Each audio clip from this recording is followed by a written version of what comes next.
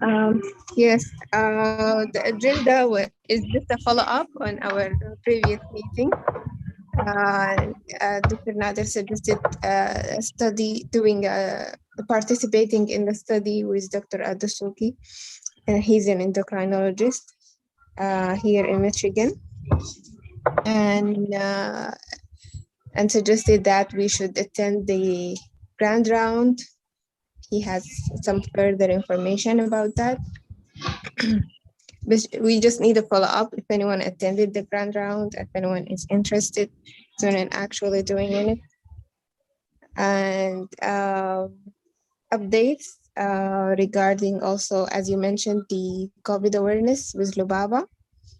I guess we postponed the work on the COVID awareness.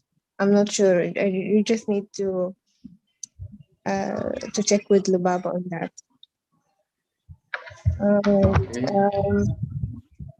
No presentation today. Okay, that's good. Yeah, just an open floor for discussion, mainly. Okay, so that's good. In the meantime, I'd like to just give an update. So we got some applications and process, and we had some interviews. So it's good that we have some incoming new batch. Hopefully we will finalize the number. Trying to target 20 position. And then hopefully in 2 weeks, we're gonna start. For those who started the residency, we will let them off the hook. For the others, I'd love to have you help me run if you have time to continue with us. If you are doing other stuff, that's absolutely up and you understand. So you're gonna be batch 1 when we talk next, when we start the new year, and then the second batch will be batch 2. I will ask you to help leading in the beginning of the few weeks so that the new fellows will understand how we are working. And I will try to create teams. Each one of you will be in one team, and we're gonna rotate the leadership in the team. Probably you will be leading the team in the beginning, and then we can switch that for other members to lead. We will see if they have some ideas for new projects. That will be good. If not, we will work together to create some new projects, and then we'll take it slowly and see if we can also achieve some posters or papers or some projects to complete in the future. So I'm enthusiastic and I'm very happy to have these numbers. Thank you guys for the first year. So that's great, actually. Really successful. Yeah. Thank you. Thank you for the nice words. It's up to you, Rami, if you want to carry on. Yeah, that's Okay. great. That would be so great for us. Yes. We'll be happy to help. For me, I don't mind if I continue with the second batch. I don't think many of us have, except for the who are accepted. I think we are willing and we are happy to participate in the second batch. So sounds good. Sounds great. Okay. Welcome to the Telegeriatric research meeting. Today is 5th of June. I don't think we don't need to wait for the others, right? We can start. Okay. So as I say, today's agenda will be, I will be presenting some of the work I have been doing on the SPSS and how to transfer the work and exit. We are going to talk about the manuscript if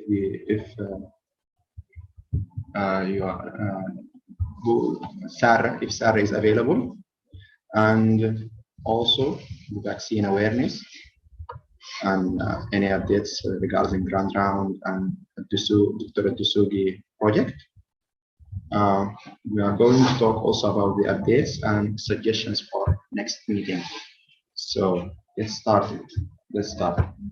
Um, just give me 1 minute to put the space is. So while Ali is uploading his SPSS, it will be a minute or two. So an update about Altosugi project.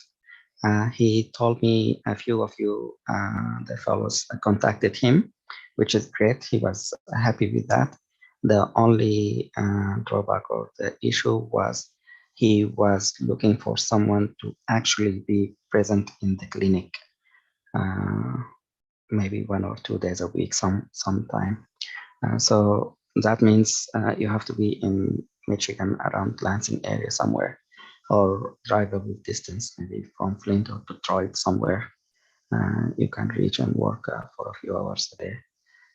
The goal is to sit in the clinic, and if there is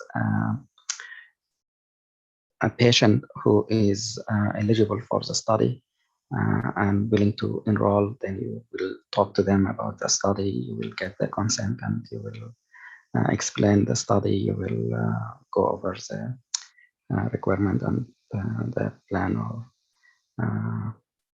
So basically they will tell you what you're gonna do during the encounter with the candidates for the study. So that's the only needed requirement. So he was very unhappy that he was not able to make it virtual. So people can contribute from a distance. So this is the update. I'm not sure if any of the fellows will be willing to do that. If yes, then please contact him again and see if you need further information, if you are willing to, if you are in Michigan area. Otherwise, we will look forward for other opportunities or collaboration in the future. So that's regarding the update as far as Altosugi and David's project or research project there. So Ali, when you are ready, just upload your screen and we will take it from there. The next update, Sarah is not here, but we started the sketch of the manuscript about the fellowship. We uploaded that on Google Drive. So the one of you who is interested in contributing, you can look up that file and see what area you want to contribute, the introduction methods or the discussion part. Or if you have any idea about doing it differently, we'll be also happy. If you want to look up the references and see what other people did in the past, like similar research fellowship, how they do it or something like that. If it's in the literature, we can mention some of them. If there are none, then we can mention that this is a paper that will contribute to the literature. And the idea is to spread the idea and see if we can collaborate and other institutions can create similar programs in the future. And we will just share with them what we did and the plan to do that and the steps. Sounds good. Ali, it's up to you. Thank you.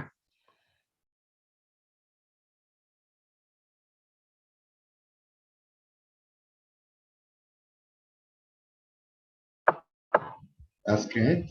Thank you, Dr. Nader. Can you all see my screen? Yes, we can. Yes. Okay. So I was working in the department, psychiatry department at my faculty, and we were doing analysis of the OSCE evaluation and perception at the department. So we collected the data, and now I'm going to show you how we use the SPSS in the data analysis. Okay, so this is a variable view. First, we start with serial number and the index number. Those two numbers are essentially different than each other. The index number, the student has already this index number, and if he is willing to provide it, he will write it here. But the serial number here, we created a random serial number to follow up with each questionnaire. So we have the serial number, it's numeric, of course, the widths and decimals. The widths are not that important, but the decimals, we don't have 1.2 or 1 point something, so the decimals are 0. This is a label, as we have been talking about. So I'm sorry, my laptop is a little bit slow. So this is a random identification number. This is the label for the serial. In case we want to do any analysis, we forgot what serial refers to, because we cannot write random then space identification number, as I'm going to show you later on. So this is a free space for writing whatever you want. So the values here are not defined because it's just a random number from 1 to, let's say, 300. And there are no missing data here because, again, this is continuous numbers. The columns and alignment are not of great importance. The measure here is scale because, of course, it could be could be, I don't recall, just a second, it could be also, could be ordinal or nominal. Nominal, it's a yes or no. I always forget, is this category nominal, ordinal, or scale? So nominal, I remember it as no, yes or no. Is this, can you answer this question by yes or no? So it's nominal. Ordinal, of course, number 2 is more than number 1, but it doesn't make sense that the student who has serial number 250 is more or less than others. So it's a scale, and they are all input. Moving to the second item is the index number. Of course, some students prefers to keep it confidential because they criticize the OSCE exam and the curriculum. So they might be they might have some fears. Doctors will be against them and so on. So if they provided the index number, it's a numeric, the widths and decimals. This is the student number according to the university. The values are not defined because it's either given or it's missing. In case it's missing, we provided this number 999 to show us that this is a missing value and it won't affect the analysis. We have the columns, lines. Again, this is a scale measure. Moving to the age, it's the same, numeric, referring to the student's age. The missing data here also, 39, and it's a scale number. Okay, moving to the gender. Here, we have the gender, it's a numeric. Someone would ask how gender can be numeric, but go in the values here, we define that if someone is male, we give him the number 1, and if she is a female, we give her number 2. Of course, you all know how to add, maybe 3. Prefer not to say. Of course, this is not here in Sudan's situation, but outside Sudan, some prefer not to say their gender. So here we add 3 and then press OK. Can you all see my screen? Following me on? I'm going too fast, too slow.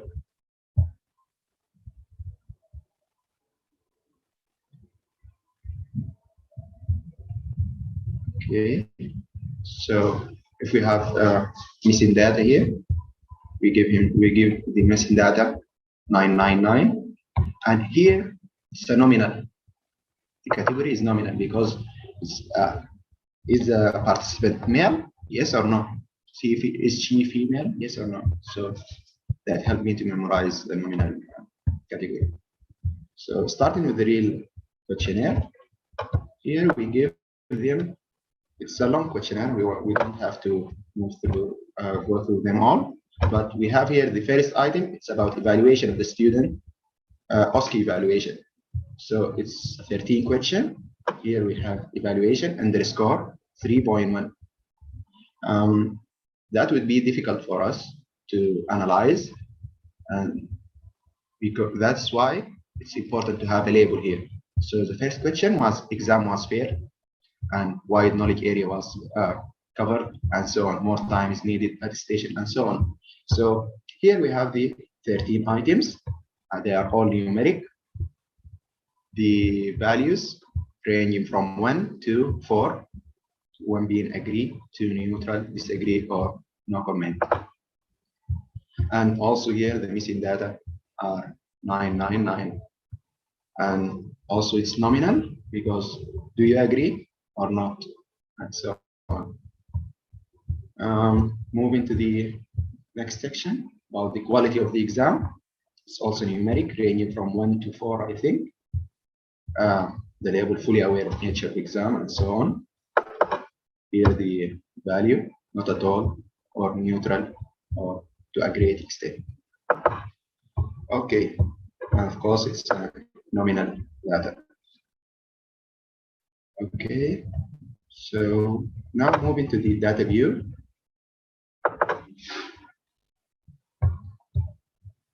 Here we have a very long question. I don't know how students take that effort to complete it.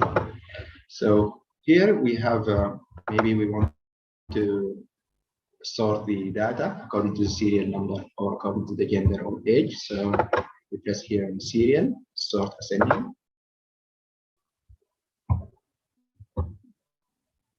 As you can see, we have the serial number from 1 to 300, I think, 320, 345. Okay.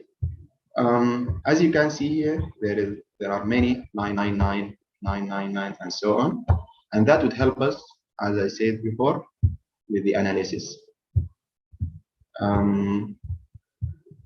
Okay, so these are numbers and are easy to analyze. If you want to show the data in words, so this is the female, her response was neutral in the first question, and she disagree the 3.4. Okay, so let's move on.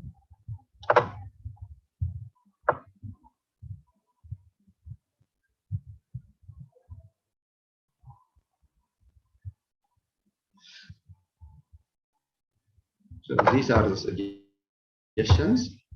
We have 14 suggestions in our mind, and each one you will answer either yes or no.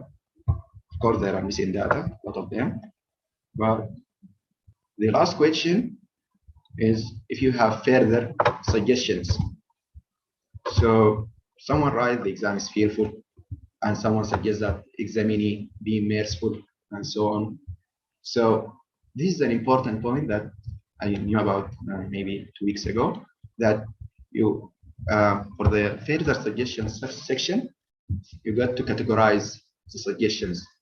Of course, it's very difficult, or even I don't think it happens that two students agree on the same suggestion. So you get the whole idea of the exam, of the suggestion. This one said that the examinee be merciful. Other would say that the examinee maybe, I don't know, need to calm down. Maybe not, don't interrupt me while I'm taking the history or whatever. And Others were talking about the instruction, given more time and provided in the rest, and so on. So you are going to categorize the instructions according to what you understand from them. Maybe they're talking about examining behavior. Maybe they're talking about the instruction. Maybe they're talking about time. But it's very important that you do that at least to the investigators, and they are doing it independently. And then they show each other what they got. Because maybe you understand this suggestion different from other. So you are going to do your work, and a colleague will also do it, and then meet on a common ground. Okay. Now we move to the analysis. So if you want to analyze, of course, you have been through this, and you know how to do frequencies and descriptive analysis. And if you want to correlate something with other, I think you need to click on bivariate if you want to know the chi-square and so on. This is a descriptive study, so we don't have association or coefficient or correlation or so on, chi-square, so and Pearson. So we don't do this much except for the OSCE score and maybe some elements. But anyway, if you want to do here the student final grade, you take it like this, and then the student OSCE. So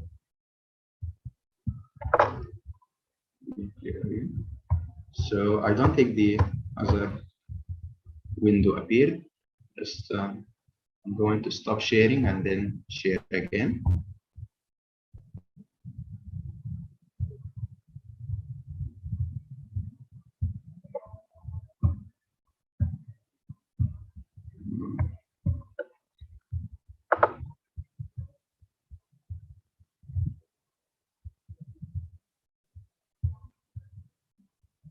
Now I'm going to share the output.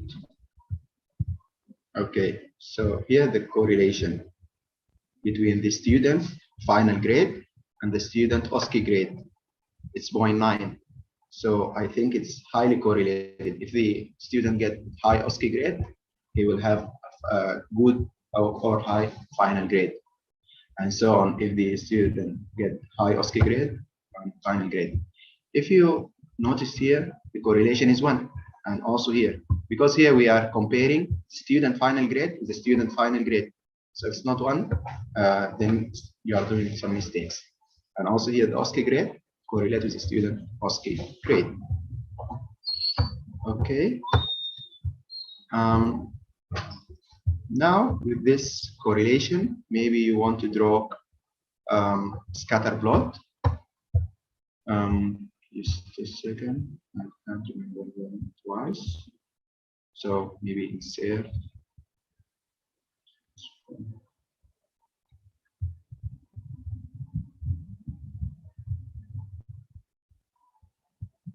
Chart builder, okay.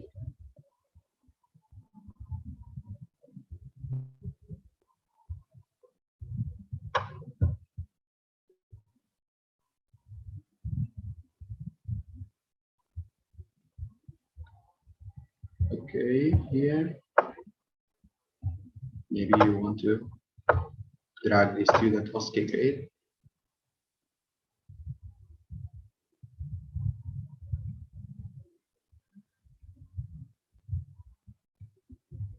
My laptop is running slow, I'm sorry for that.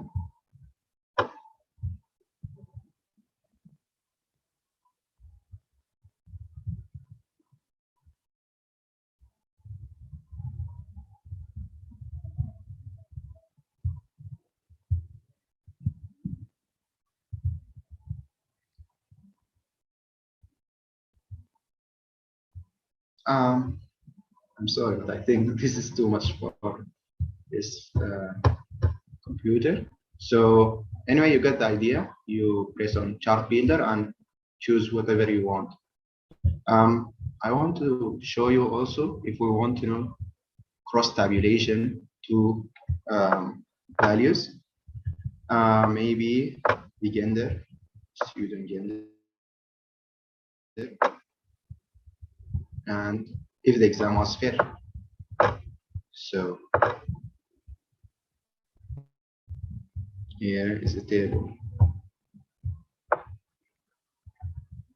As you can see, the exam was fair according to 13 male, neutral 23, and 39 disagree, where the female 65, 70, and 53, and 5 has had no comment.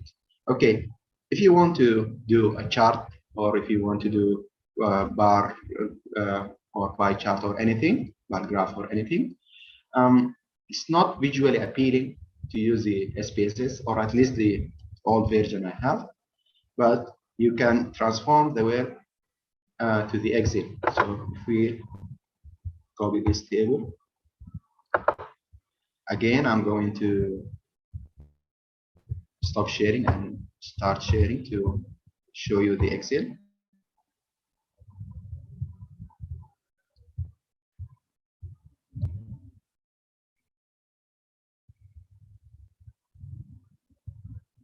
So now we can move to the Excel.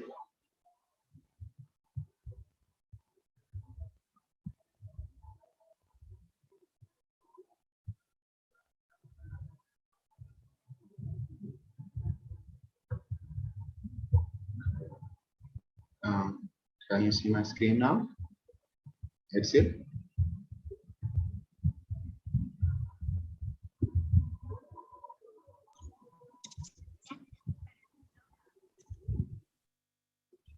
Okay, that's good. So here we are going to paste the table we have. So the exam was fair and student gender. Okay, maybe we highlight this and click on insert. You can choose the chart you want, but there is also a feature of recommended chart. So let's see what do they suggest. Okay, so here we have, you can choose this one to appear like this.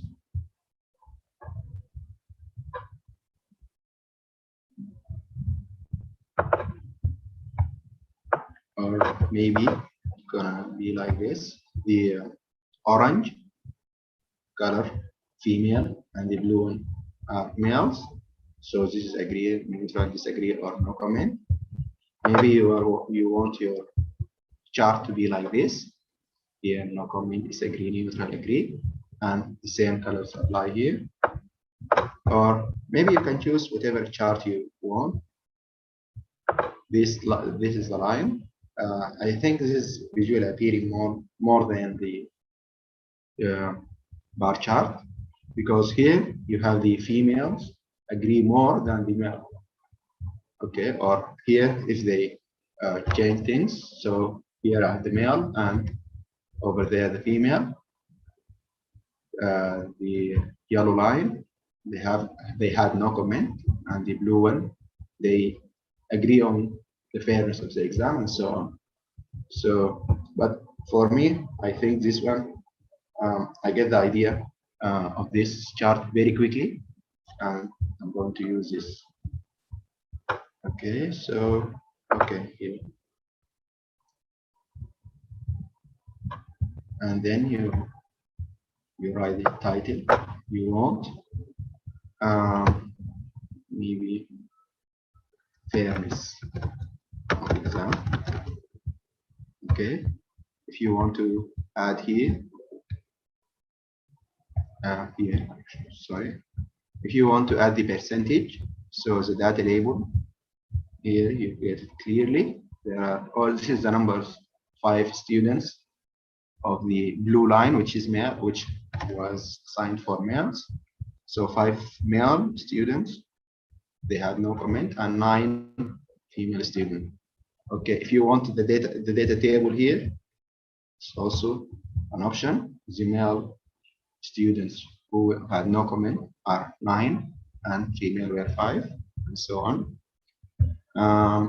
Maybe you want access or not. This is without the numbers here. The title also, if you don't want it, maybe you can remove it. Or I'm sorry, this is the access title. If you want to write here, for example, number of students.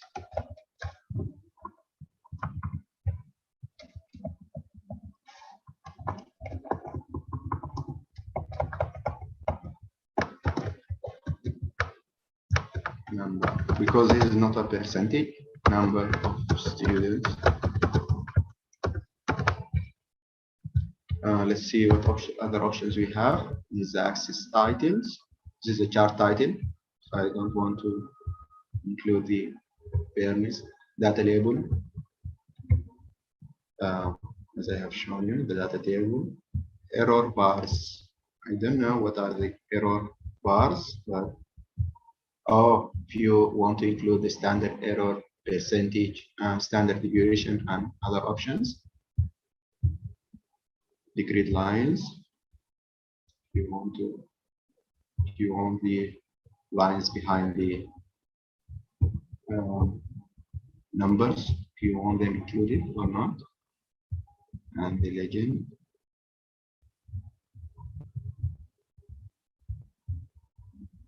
Trend line, and then trend line. Okay. Okay.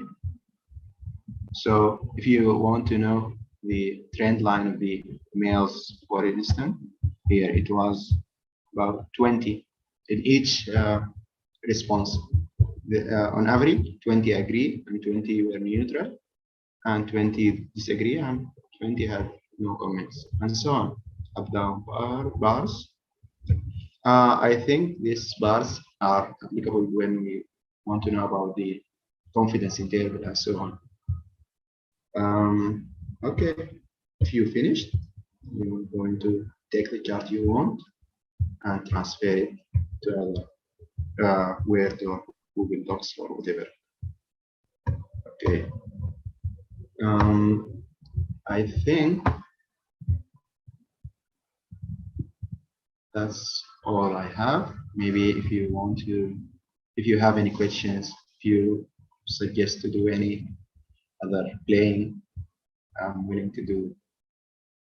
So, thank you.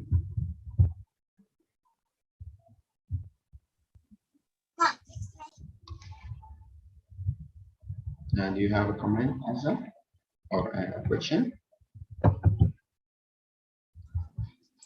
Thank you so much, Ali. That was excellent, clear. I feel like I need to practice myself so I can grasp everything. You, mashallah, look very experienced with SPSS, I guess. Thank you, so Azza. much. Very nice. Thank you, Azza. Actually, I was not a professional doing SPSS and Excel, but when we were doing this project, I insisted that I want to do the data analysis because YouTube videos and Wikipedia have it all actually, and I have been practicing. I was playing, as I have said, playing because I want to learn how to do SPSS analysis, how to do the Excel, and how to change these not visually appearing graphs to the Excel graphs. I don't think that's hard. Maybe I can share with you some videos on YouTube and so on. Once you get the idea, you will be a professional, I think. So good luck. Okay, anyone else who has a question or thank you, Hassan.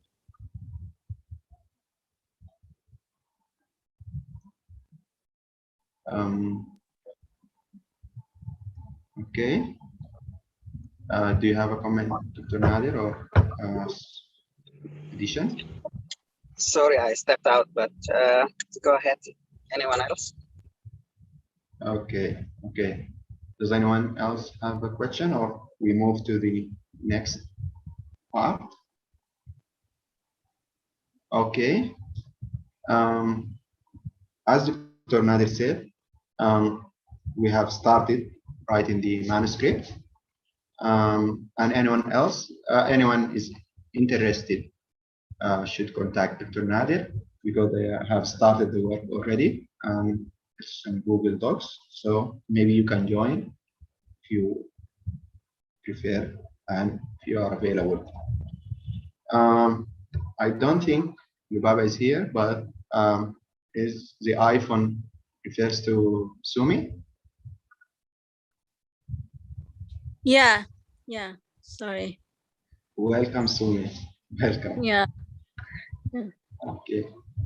Maybe if you can share with us, how are you doing regarding the vaccine awareness and what has have done, so on? I'm having some connection problem. Can you just move forward? Like, give me some 5 minutes. I'll be back with you. Okay. Okay. Sure. Okay. Sure. Okay. We also want to talk about the grand rounds. If anyone has the time and the opportunity to attend one of the grand rounds, maybe share with us what he had learned, or she had learned.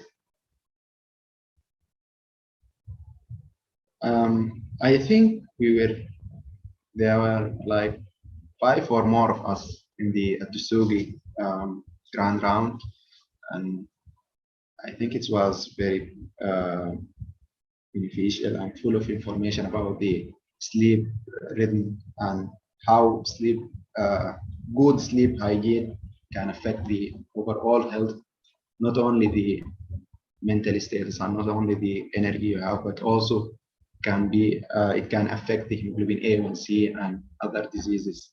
So I think this project is interesting, but the problem, as Dr. Nadir said, that you need to be there to participate in the project.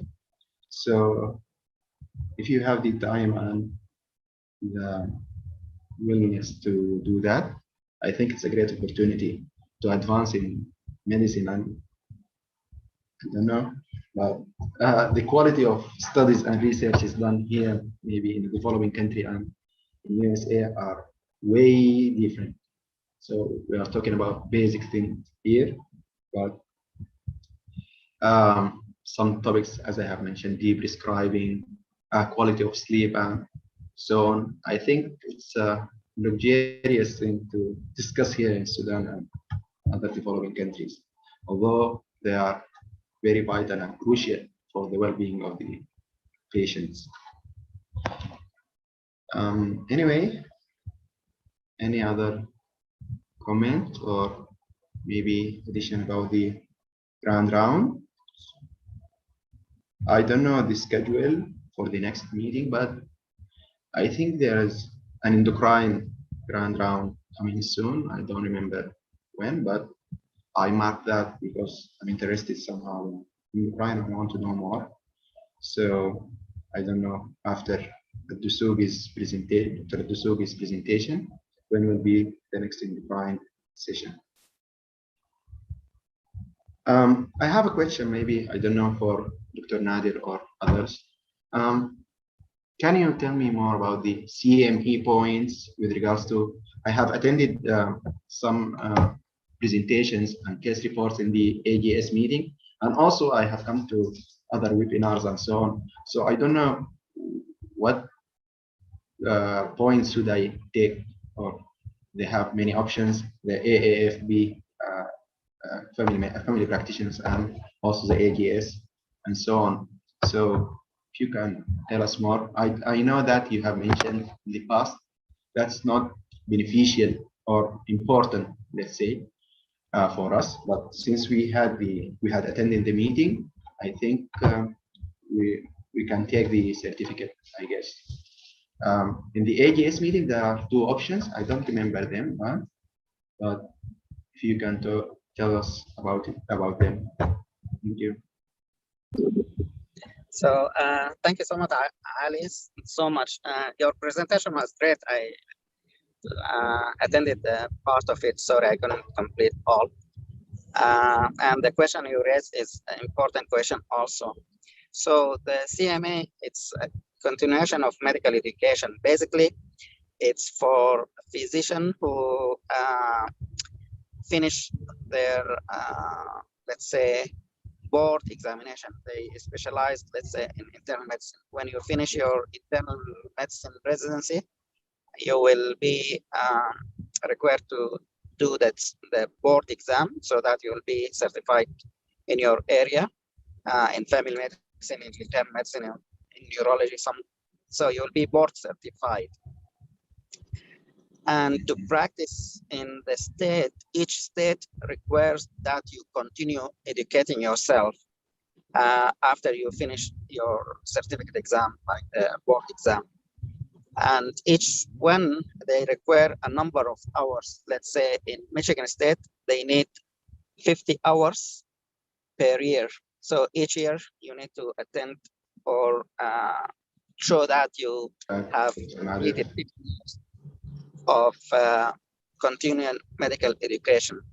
These could be lectures that you attend. This could be seminars, workshops, could be like the conference AGS or the AMDA.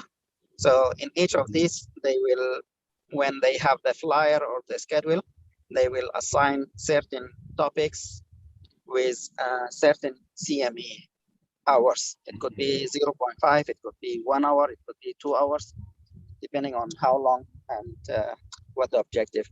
And these courses or topics will be reviewed by an institution. Let's say CME will be reviewed by MSU. So MSU will be the one who provides the certificate for that CME. That's the important part of it. It's only for the requirement for certain states and for you after you finish your board exam. Okay.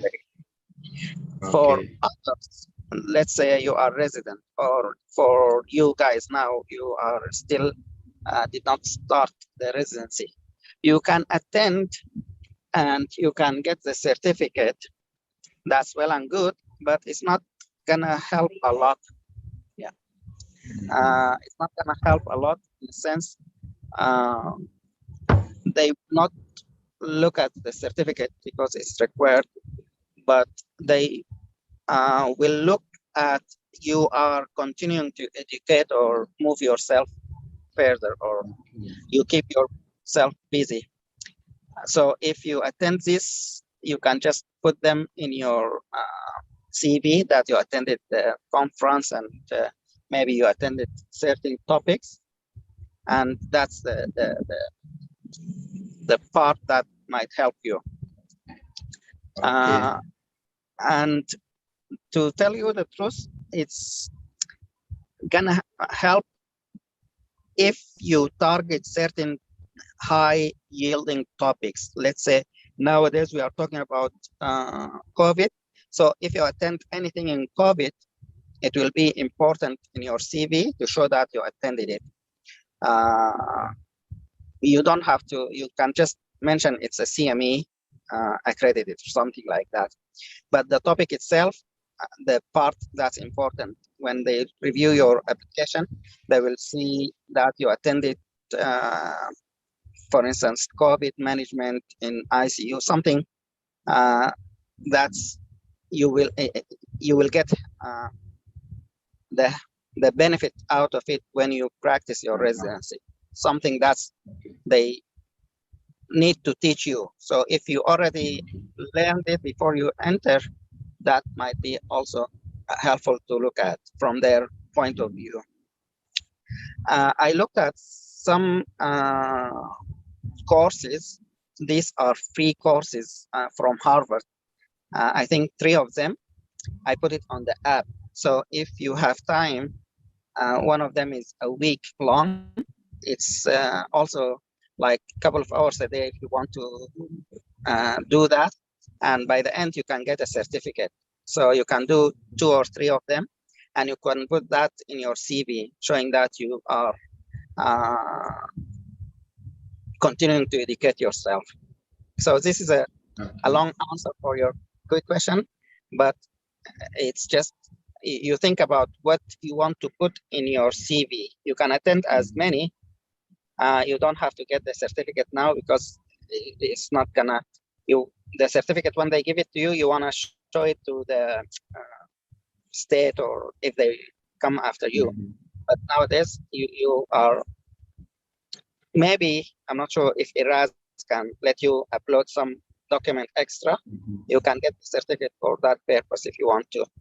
But I will go for the high yielding topic, the topic that's important, like the Harvard courses, or if you can search the web, see other top universities that provide free courses, free CMEs you can attend, and then put it in your CV.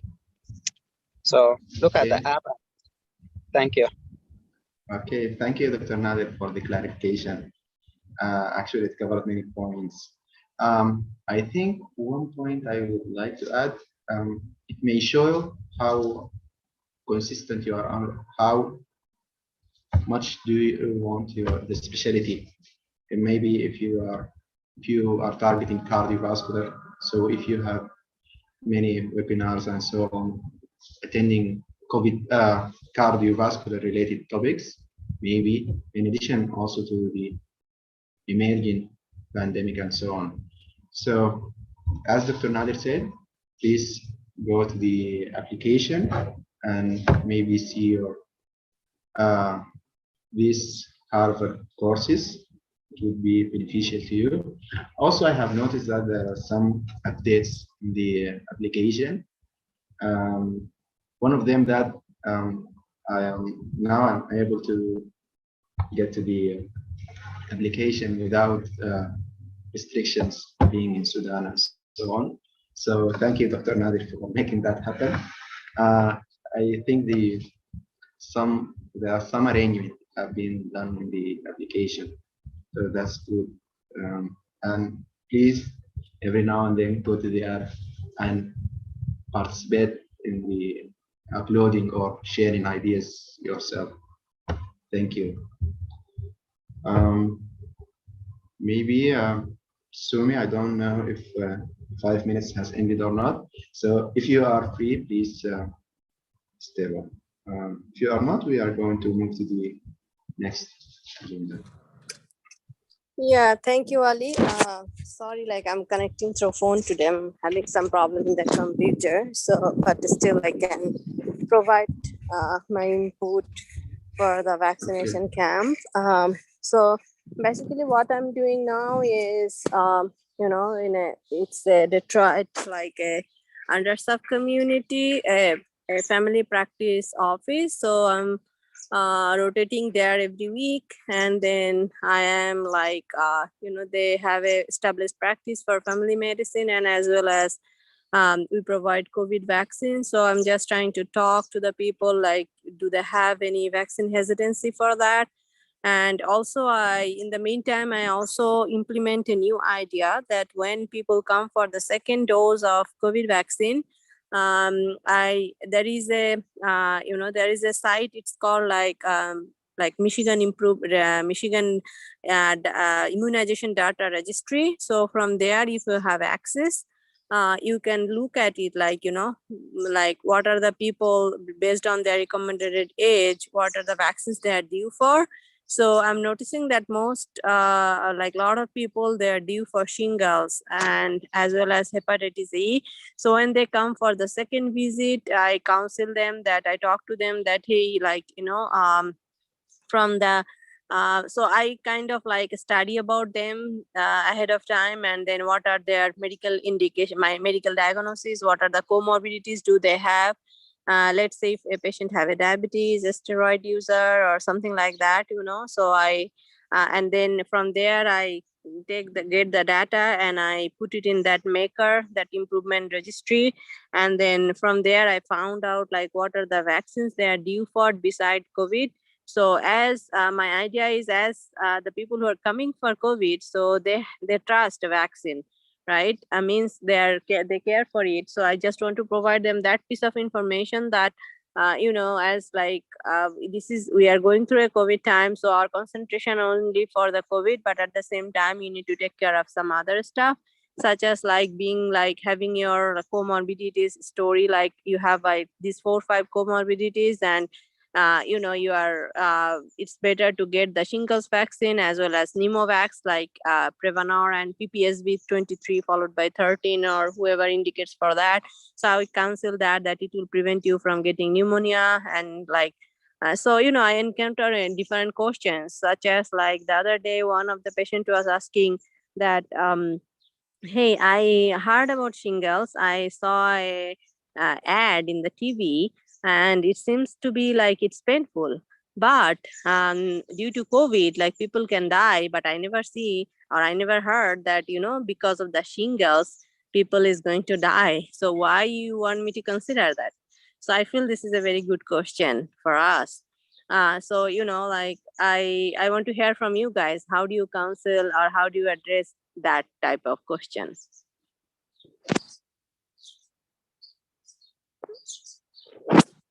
Ali, I think you are muted. I can't hear you. Okay. Okay. Yes. Well, thank you for raising that question. I think every one of us is facing very difficult questions and very difficult situations. In the aspect that how to convince them. I had, I don't know, maybe because we have different communities here. I think our mode here is a little bit paternalistic. Yeah, the doctor knows better than you, and he tells you what to do and what not to do. So I don't think we have that well-educated and that well-sophisticated patient that come into at least the governmental hospitals.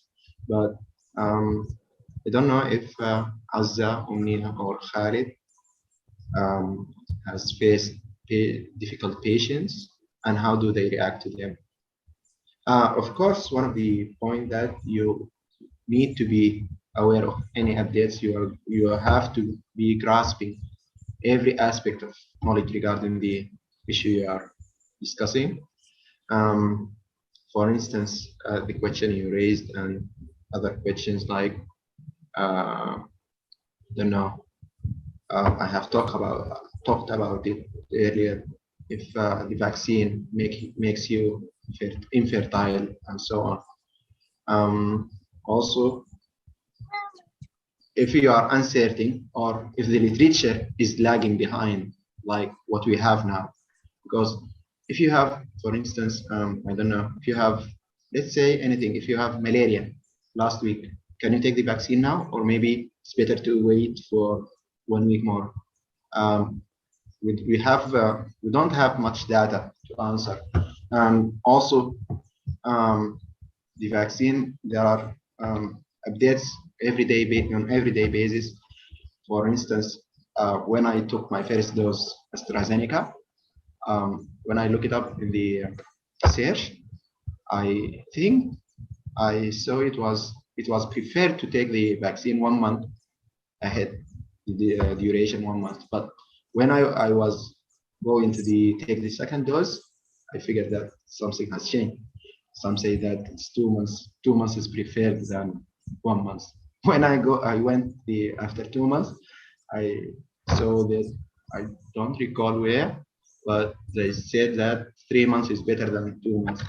So anyways, I don't think we have many data, and we don't have as I have said, the science is lagging behind the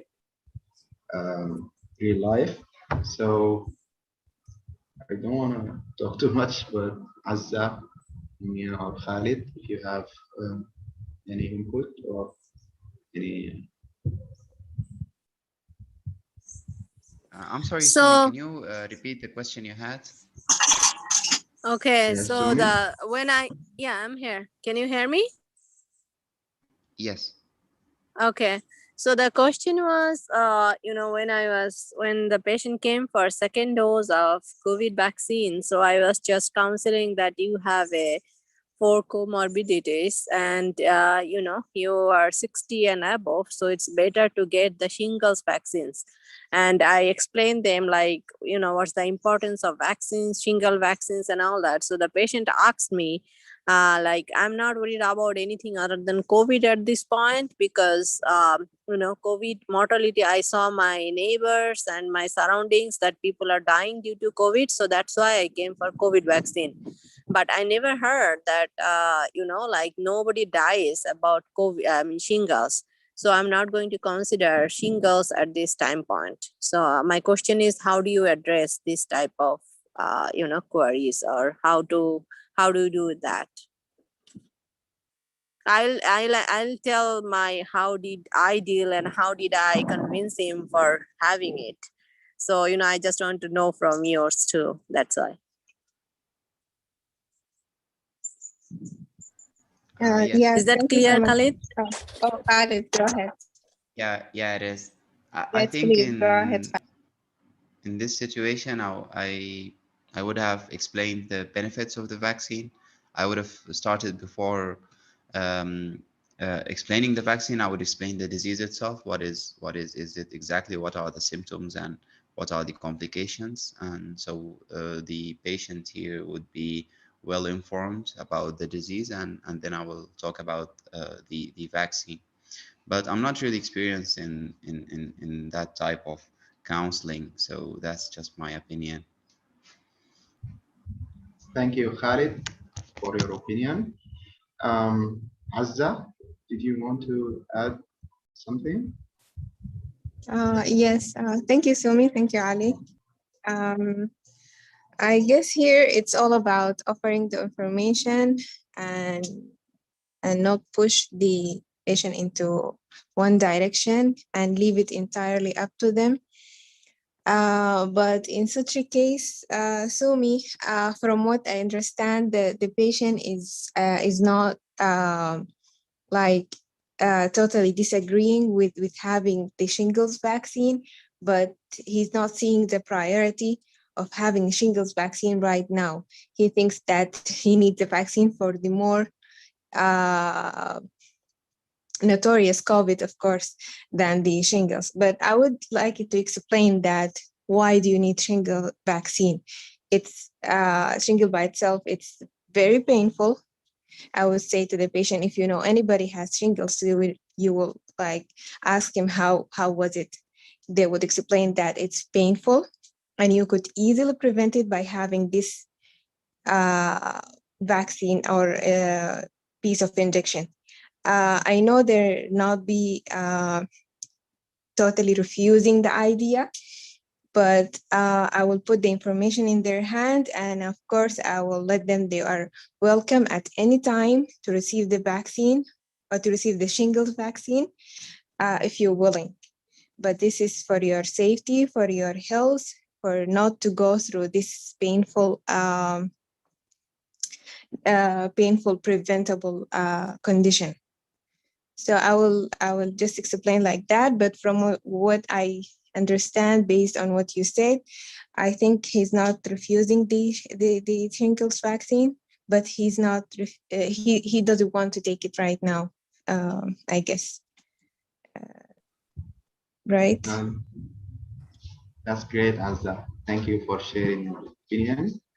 Um, well, for me, I don't recall much, but if I am correct, I would mention that I would like to highlight that why no one is complaining about shingles, because maybe it's not prevalent in USA because of the vaccine itself, and that's how disease disappeared in the past. But it's known to cause pneumonia in severely um, immunodeficient patient or having comorbidities, and you have, I don't know, the diabetes and so on, and you are elderly, so it would prevent you from getting the uh, real pneumonia, because I think shingles, I don't recall, but in the ICU, does it cause mortality? I don't know.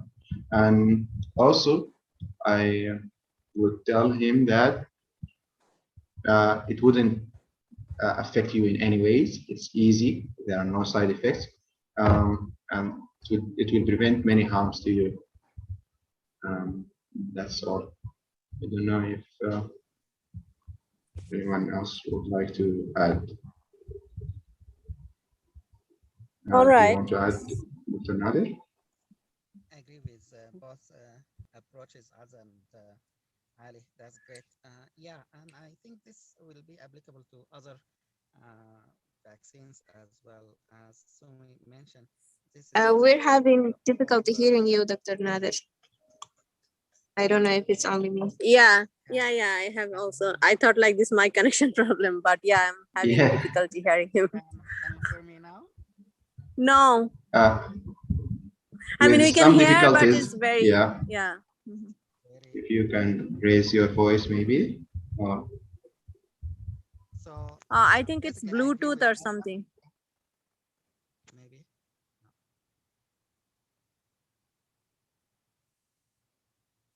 How about now? No? Still it's a problem, I think. No, no miss. but I think we can hear you. But with you know,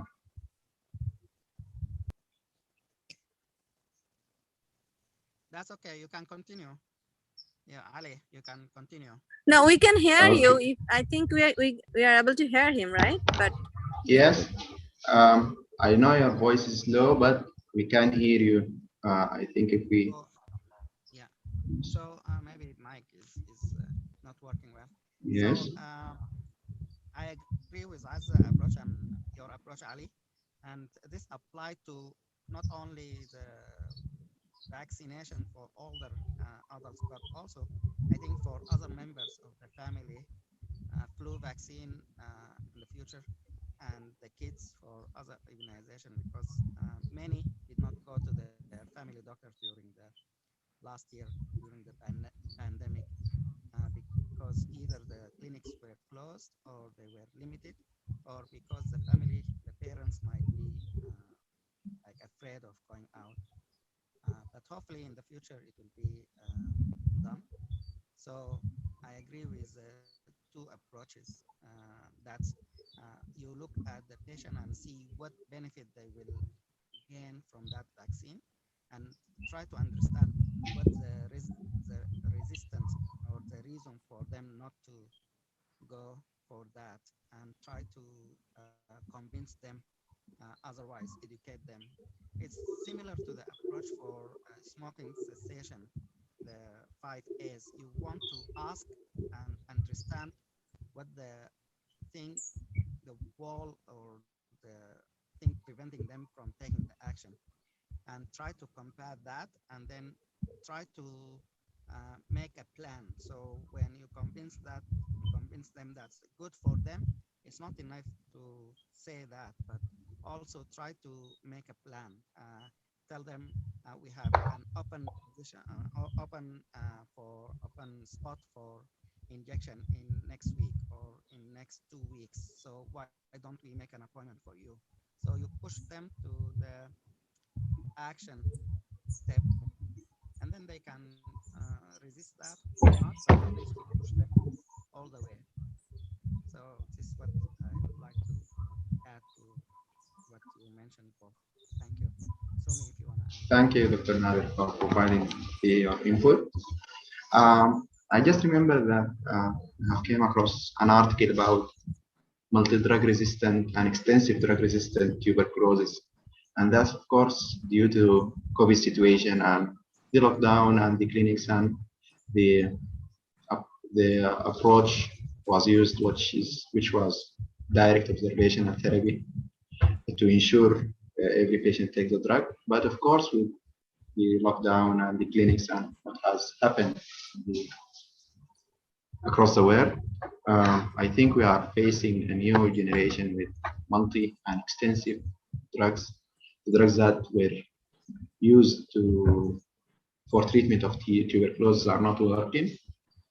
But I think COVID-19 has affected the vaccine, has affected the smoking cessation, other diseases, communicable and non-communicable diseases. So I think we need to go back to Sumi to see how did she respond and was she able to convince our patient or not. All right. So thank you all for your comments and answers. Yeah, it's so as I did not have any time for think, right? So I have to answer something to them.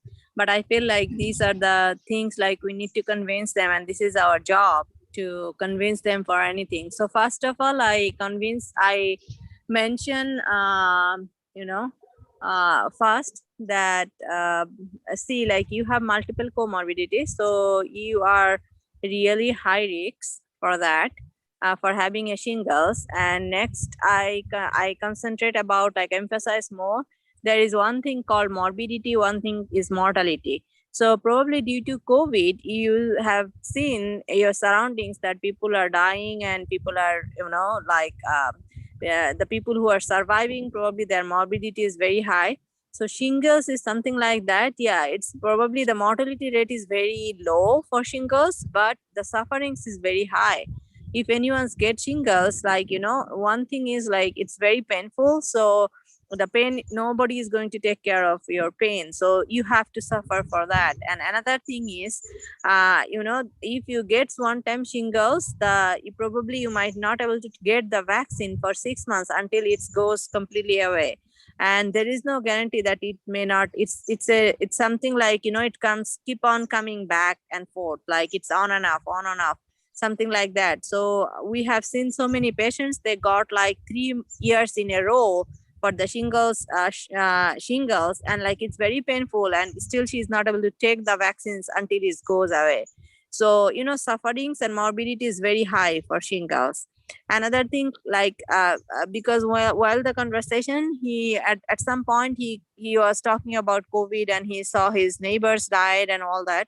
So you're saying, oh, we all are having very stressful event, like, for healthcare workers. So I told that on that point, I just peeked and said that, see, this situation is stressful for all of us, regardless, like whoever, in patients standpoint and doctors standpoint, everybody is facing a challenge this time. So like, and if all we are in a stress, so this stress is another factor to getting this, I mean, in this if anybody is in a stressful, if stressful and stress level is very high, the people have a higher chance of getting shingles. So so I cannot guarantee that this like, none of us can guarantee that when you may get or you may not get, but there is a chance that there is a possibility of a good chance that you may get it. So, and we have this vaccine in our hand. So by getting this one shot, exactly like like everybody has a needle phobia for sure.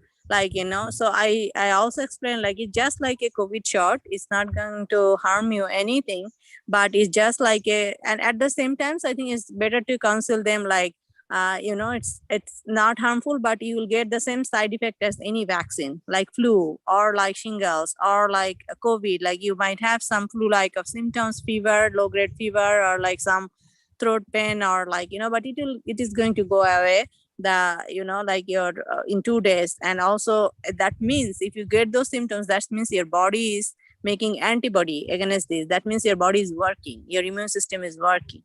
So and then I said, like, look at this way, like, you have multiple comorbidity factors, and you said that you are in very stressful situation. I mean, you are very stressful about surroundings and all that, which is absolutely understandable for all of us.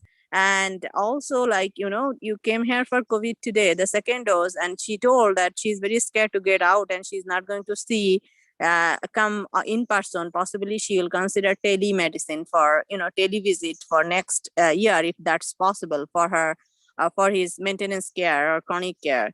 So it's better to get this chance today. So if you get the shingle shot today, and another dose is probably 6 months to 1 year from today, so you don't need to visit that. So Now you consider you want to take this opportunity or not. I leave it to him, and he was and I was counseling him when he has to wait for 15 minutes after the COVID dose, right? That's the protocol. Like everybody has to wait in the doctor's office or wherever they get to wait and see the reaction or whatever. So I was meeting them when they are sitting in the 15 minutes, and I got call from him that he decided that he wants to take it. So like I just explained, I want to explain you guys, this is the real scenario and how you like how you overcome those. So thank you. And see, that's great actually, Sumi. I was surprised by the way that how you convince others, patients, how you convince them to, of course, for the best interest of them, but how you analyze the patient, you know your patient very well. If he's taking virtual clinic or he is going to attend, what are his fears and so on. And then you read thoroughly about what you want to present or provide information about shingles, for instance. So I think you are doing a very good job in counseling and convincing others. I think for these suggestions, we are going to do the next one.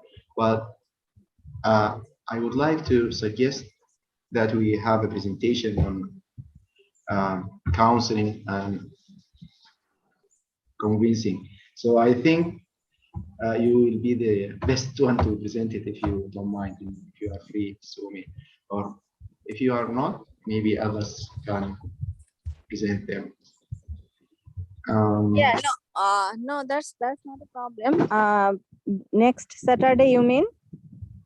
I don't know, maybe when we go to the suggestions part, we will see how we'll schedule. But I think if we all agree on next Saturday, maybe we can present it next week. Yeah, so my my understanding was like, as like probably it's better to get a like expose like one more month, and then I can probably provide you guys more information. And like, because every day is a challenge and different things, Yes. but I am writing it down, my all the things, like the days, like whatever information and whatever the challenge I faced, and how do I how did I face that, and how did I convince them. So I have all these things together. So probably in 2 or 3 weeks I will definitely, I'll provide you guys the slide, and then different case scenario, like how to like manage this, and like different age group, different, but because now the COVID dose is like what is that, approved for 12 years and above, right? So now I'm facing a different Really? problem for, yeah, it's Pfizer. Pfizer is approved for 12 and above in US. Mm-hmm. So Okay, now I I'm see. facing a, yeah, so now I'm facing a, like basically I'm dealing with the 12 to 18-year kids, like who are approved. It's just 2 weeks back, I think FDA approved that. So lots of the, because the idea is like the next year, school year basically is going to start in September. So their idea is they want to vaccinate the middle school and high school children. So for the elementary school children, it's not approved yet. So by that way, they can open the school in person. That's what I understood from the vaccines things. Probably people have more idea about it, but that's probably the idea. So now the parents have different questions for the 12 years, and then how I'm counseling them, and what other vaccine I'm offering in addition to their specific, let's say, like here, like HPV vaccine is very recommended for the age like 13 to 26, right? So how it can prevent cancer, why it is indicated for male child and female child, because people used to think it's only for female, why it is indicated for male, because those group of Mm-hmm. population now coming. So I divide into like different category, let's say like older people more than 60s, and like different comorbidities, I prioritize them for when they come for COVID dose, second dose. I counsel mostly, I emphasize shingles and pneumovax, like pneumonia vaccine. When it is a age group of 12 to 16 or 18, I emphasize on HPV and meningococcal. because that's also before dorm, going to dorm, which is, and also tetanus. And if it is a pregnant lady or something, that, so I emphasize mostly on hepatitis A, B, and tetanus in addition to COVID. So that's how I'm going through. So yeah, I probably in 2 or 3 weeks I can provide a solid idea about it, and what are the different types of questions and hesitancy I'm facing, and how I'm overcoming those things. Thanks, Ali. Okay, that's good. Good luck with the project, Sumi, and we can't wait for you to present these challenging and difficult situations. Okay, now we move to the next agenda, which are suggestions for the next meetings. I believe, as Dr. Nadir said, will be 2 meetings, I think, before the next batch start, or maybe I'm wrong. So if we have 2 meetings, I think we are going to do them alone, and then we are going to continue the next batch for, I think, at the start. I don't know for how long, but if you have any suggestions for the next meeting or meetings, please.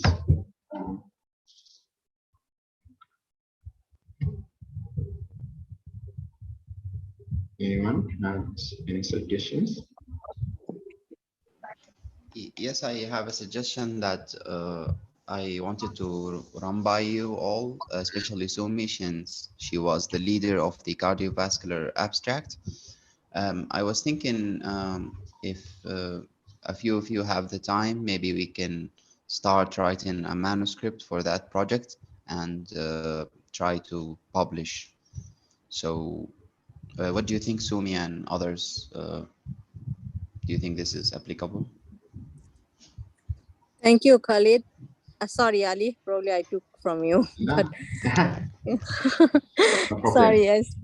Yeah, without camera, it's very hard to interpret. Anyway, so thank you, Khalid, to bring up these things. Yeah, of course, it was in my mind. And as you all know, like, with graduate school, full-time jobs, and so much different things, but this is my priority, and I definitely want to write down the manuscript, as we have the data. So we just have to start writing it, and I think we may or may not need a biostatistics help, but if that if needed, we can, I think Dr. Nadir can arrange that with the PhD student at MSU, or like, like I can ask also someone else if possible. So but probably that's a good idea. And can whoever wants to help me the manuscript, can you please contact in the WhatsApp group? So like I can divide like who is going to write down what part. Let's say probably I'm going to write introduction, and then like Khalid is going to write down the description, and I'm just saying Ali is going to write down the conclusion, somebody is like methods. So by that way we can make a deadline, like the first draft will probably submit it by next like 2 months or something, and then we'll meet, and then we'll see how it goes, and then we'll send it to Dr. Nadir for final approval, and probably we can submit it by in 3 months or something, and we'll see how it goes from there. So if you guys agree, then we can definitely work from today, and then I can plan it how will that can be happen. Thank you, Khalid. I think it's a great idea.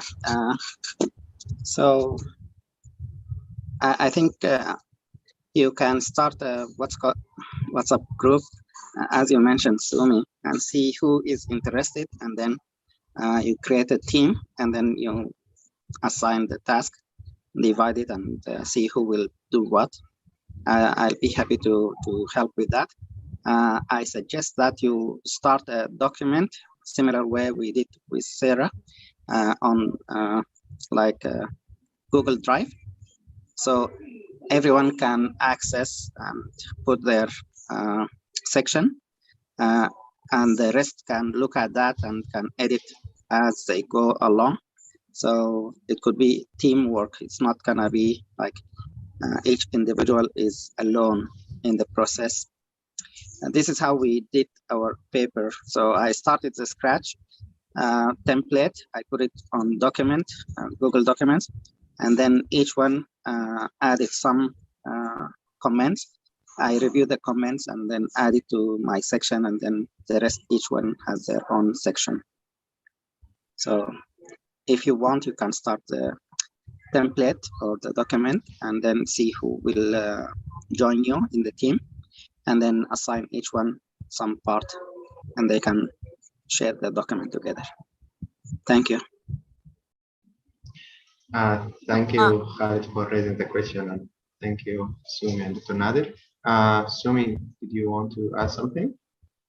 Yeah, sorry, Ali. Like, I'm No problem. talking to the phone, so it's like I couldn't even find the hand raised things also. Anyway, Yeah. I have a question for Dr. Nadir and team that when we are going to write the manuscript, so should we combine the both abstract, like the cardiovascular and other risk factor together and write a one manuscript, or like should we just concentrate on only cardiovascular and just leave it the rest? So if we know from the beginning, it will be easier. So like we can write about like as a whole, like comorbidities and like related to mortality, and the relationship between comorbidities and mortality, ICU admission and hospital admission, something like that, with all the comorbidities. Or just we should write two manuscript, because the other abstract, actually other abstract, the Mulham was leading, but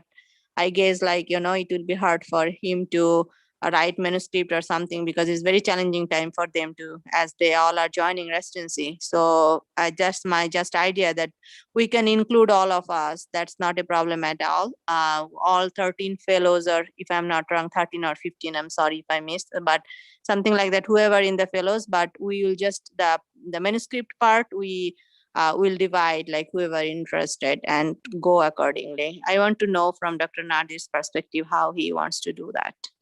Thanks. I think it's a good idea or good question. I think we should make it generalized, so it shouldn't be limited to one abstract or another. I think we have the data for all, and we can present the data. We can, in the discussion part, we can mention certain section.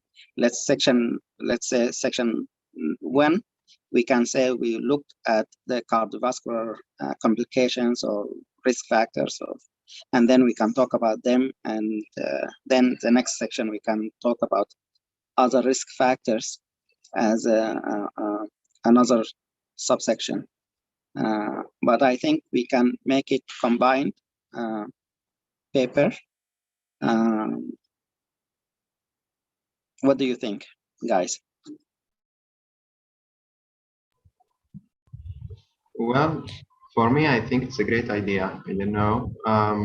I don't know if it applies also to depression and falls. So the same applies there. I think it's kind of time consuming to write a manuscript for cardiovascular, and then sorry, and then manuscript for the general risk factors, and also the other hand, depression and falls. So I think I don't know if we combine them, it would be a better idea. Sumi, did you want to add something, or anyone else? Yeah, so it's I mean, I was I was reading about all these comorbidities related to COVID, mortality and ICU admission, the other work. So I feel like if we only emphasize on cardiovascular separately, so like I was little bit like things that how I have a feeling that probably if we do two manuscript, it might not get published at the first attempt, but if we combine, so we have a solid information about all these comorbidities, and we have like a vast information to provide them, that's how we got the data, and that will be a very good manuscript. That's my understanding. That's why I was thinking that we can combine. And also the other thing is like I think like if it is a two manuscript, so like Mulham and other like I think that even other Khalid, he also is going to be joining residency soon, Marwa also. So it will be hard to handle two manuscript. So if we combine one manuscript and we all together there, and I think everybody will be, I have a feeling nobody will be, like they will be, they'll be okay with it. That's what I mean to say. So we all will be there, and then we can contribute as much as possible, and we can send to our resident colleague for the final revision, or if they want to include anything, as we understand that they will be very busy. But that's why. But I think that's a good idea. That's my understanding. Thanks. So just I want to clarify one thing, Sumi. It's great that you think about the people who will join residency. And number one, they will be very busy. We know that the first year will be just crazy for them. So I don't think they will have any time to spend in editing or contributing to the manuscript. This is number one. Number two, I don't think they will need it. It will not benefit them right now because they already secured the residency. It may help them down the road if they want to apply for subspecialty like the fellowship, but we can talk about that in their second year. We can get them involved when they are less busy, and we can ask them if they want to contribute to writing papers or something that. In the second year, they will be less free. I mean, free and less busy, and it will help them if they want to publish something so that they can advance in their career in fellowship, certainly. So for the manuscript, the journal nowadays, they look at how much contribution was provided from each author. It's not that like the abstract when you send it, we put the names and that's it. It will ask specifically who came with the idea of the manuscript, the article, who contributed on what and how much contribution. So it will identify like specific task for each author and how much they contributed. So I think it's good to get anyone who is interested and who has the time, the effort to invest in this paper or other papers. And according to what they contribute, when we submit, we will put how much input they put into that paper. Am I clear with that, or?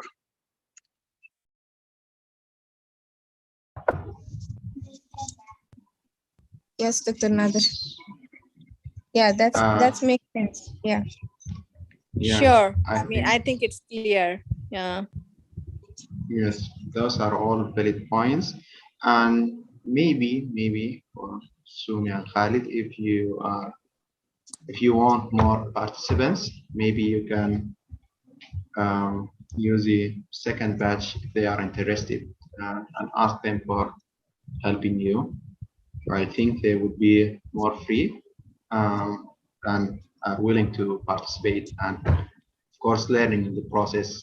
But of course, you need to somehow teach them some points or some tips. I wanted to ask a question for Dr. Nader.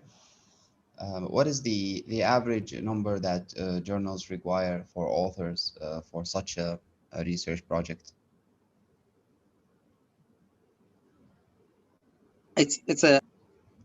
it's a good question, Khalid, and I don't know if there is a limitation. I think it depends on how important and how many institutions are involved. Sorry. Probably Dr. Nadir was paged or something. Sorry, you can carry on. There is an alarm going on here. Actually, it's just so. So there is no limitation as far as I know for the papers. How many authors? I think it's just how many contribute, and they will be listed according to. There are some papers that have like many authors in the teams, but that represent how important is that paper and how involved are institutions, different centers are involved. So I don't think there is a limitation, but I might be wrong. For a paper like the one you're talking about, I think 6 or 7 authors might be a good number. You need to, number one, think about the journal that you want to target and look at that journal, see how they write the articles there, and you can look also how many authors, like the average per article. And then also you can see the requirement, like sometimes they require 5 pages or some limitation as far as how many words in the manuscript. So you want to limit that also. So this is the first step, is to look at what journal. And the next step is to look at changing the title so that it will be more attractive and up to date. It will be acceptable or easy to accept. I think if you add fancy word like artificial intelligence, that will broaden the acceptability and increase the chance for you. And that needs to be investigated more, like you want to research some topics about what people did and or planning to do with artificial intelligence. So these are the points I want to share. Thank you. Thanks, Khalid, for the question. Thank you, Dr. Nader. I think we can arrange for that, and Sumi's plan is great also. We will start sharing the document soon and see who is interested. I have a question for Dr. Nadi, that like as Ali mentioned that my idea is probably this project, as like, you know, we already have 10 or 12 fellows. So probably if we submit that manuscript, I mean one manuscript, as they contribute for the abstract also, the fellows who is going for residency. So, you know, if we submit the manuscript, so we have to include them as a co-authors.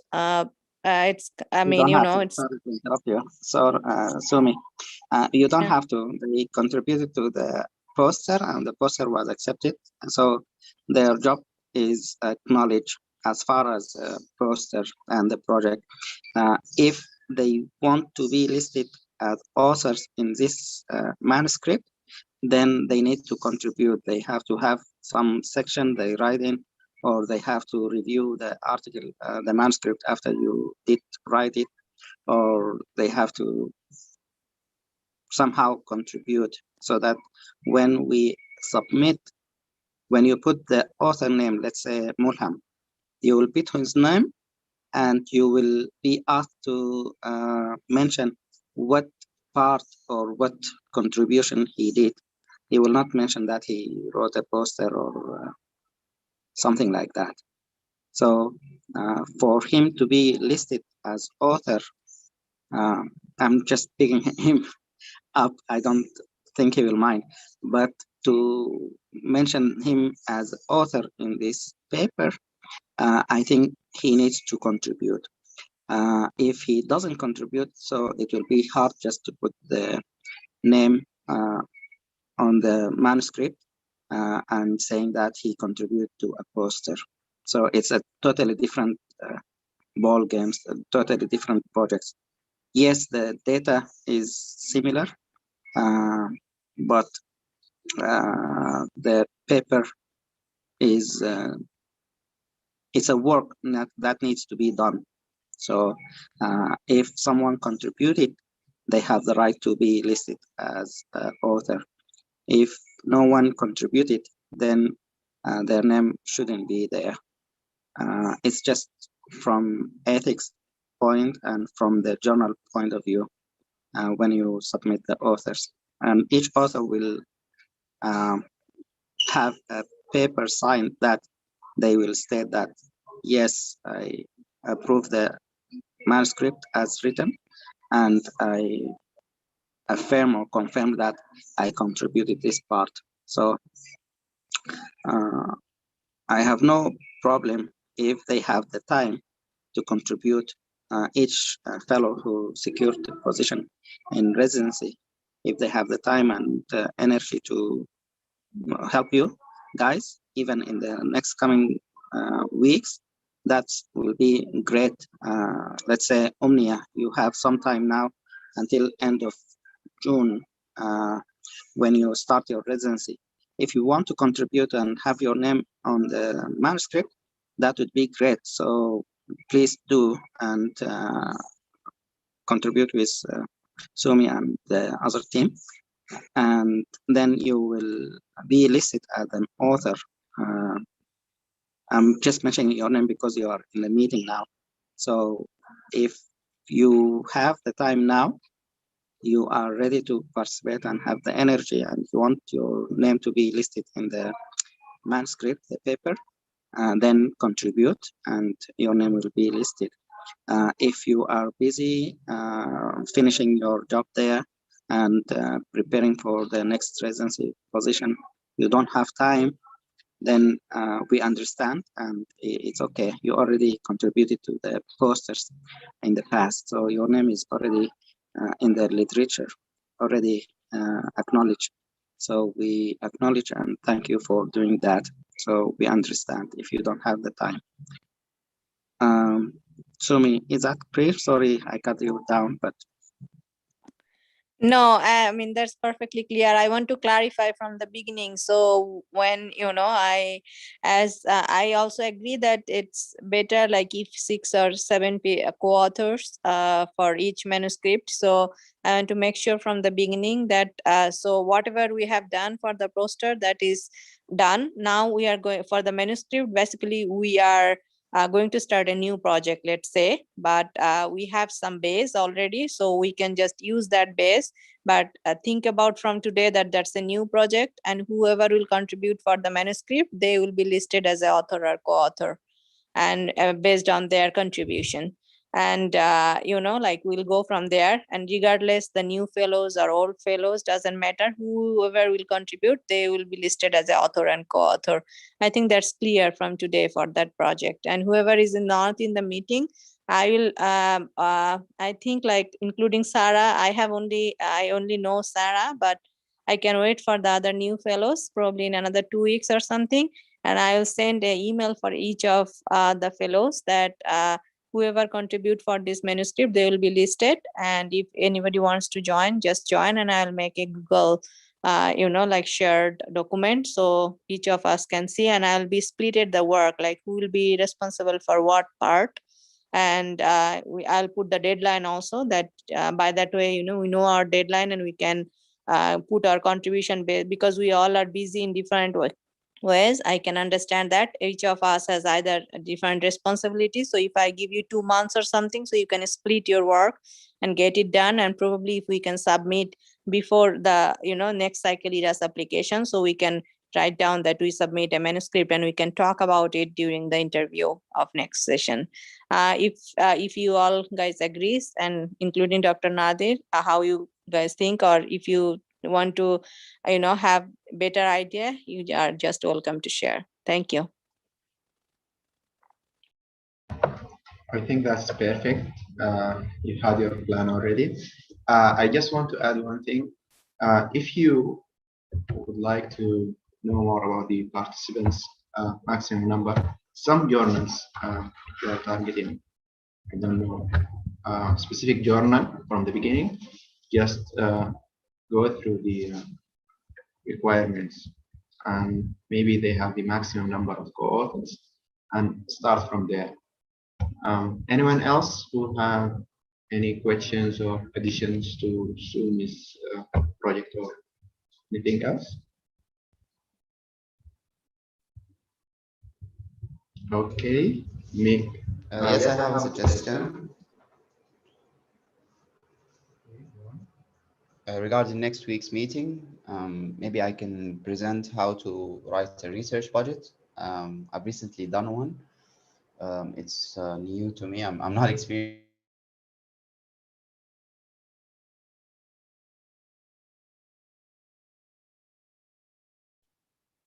I think Khalid is having a connection problem, but I think he wants to provide something on the next meeting.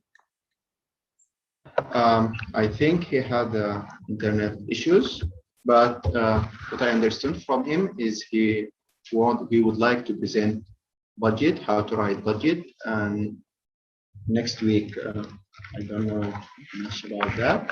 So if we are free next week, maybe he can present how to write a budget for research or any project. I believe that we have discussed grant proposal, but we didn't came across the budget in details. So Khalid Osman will be talking much about how to write the budget and so on. So that's okay with you all? Yes, that's perfect. Sorry. So is there anything else for the next meeting or for this meeting? So I suggest next meeting. If you can speak, we can't hear you well. So for next meeting also, I suggest how to pick or choose a journal for your article. So someone is interested to present, I can give you the information, and then you can look that up as a. Okay. We can't hear you well, Dr. Nadir, but what I understood is that you suggested that we present something about how to choose a journal, and you suggested that you want to collaborate with one who is interested to present that, right? You'd like to give them some information, right? Okay, so Azza, are you willing to do that, yes. or maybe? Yes, I will present that. How to choose a journal for your article, if I hear it right, Dr. Nadir? That's correct. So yes. there is a okay. Again, like I think so. I don't think we can hear you well, Dr. Nadir. Yeah. I will send you an email or message. Okay. Okay. Okay. Okay, that's well and great. So I think for the next meeting, Khalid will present how to write a budget, and Azza will present how to choose a journal, a specific journal. Is there anything else, or should we close the meeting? Okay, so if there are no any questions or comments, today's meeting, I presented some tips on how to play the Excel and SPSS. Then we talked about the manuscript and who is interested should contact Dr. Nader or Sarah. Also, Salome will present, I don't know, maybe 3 or 4 weeks counseling and how to convince patients.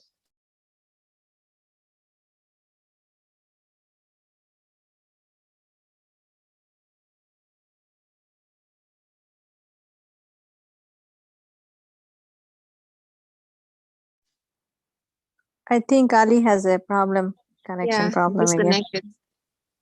Yeah, that's fine. I think so. Probably he was just summarizing today's meeting, right? Yes, he just wrapping up what's the meeting. Yeah. So, Okay. like, we are ready for next week, right? We have nothing to discuss Yes. for the next week. So, Aza Yeah. and And Khalid will be Khalid will be presenting. presenting also. Yes.